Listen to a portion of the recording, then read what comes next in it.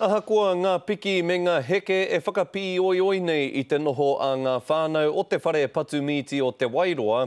Tērā tētahi māturutanga aroha kotahi kua maringi atu nei ki a rātou.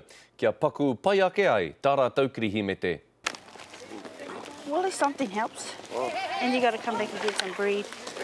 He koha kai hei whakanui te Wairua o te kirihimete mo tēnei whānau.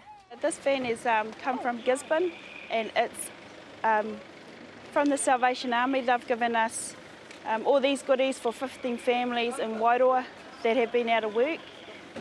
And it's just to make their table and their Christmas a little bit better. Mō ngā Māori o Wairoa ko te whare patumiti te oranga nui. Engari I roto I ngā marama e ono kua hipa, kua pākia rātou e te kore mahi. Hei tā FCO Tallies, he ahuatanga tēnei I a ramai, nā te toko iti o ngā kararehe hei patu. Merry Christmas and Happy New Year, bro. See you tomorrow. Nā whai anō ka whakatūhia te uepu kaimahi, he whare koha kai hei āwhina I ngā whānau. Ko te āwhina tia hoki ke o te union o te heria mai I wēne pēke, nā pēke kai.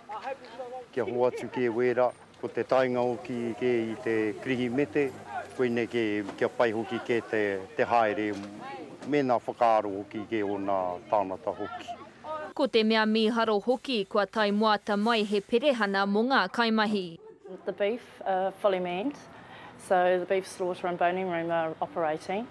The second chain on for mutton and lamb are operating, but currently we're just waiting for the start for the third chain. Mai kore hoki e wareware ngā tamariki. Come on, Kevin. Flip my shoulders. Grab my lip. This is a nice way to be able to give back to the people who obviously keep our meatworks going and bring a lot of income and business to our town. So the purpose of the movie really is for the children of the families of the Meatworkers Union. He aha atu he tohu o te kirihimete I tēnei.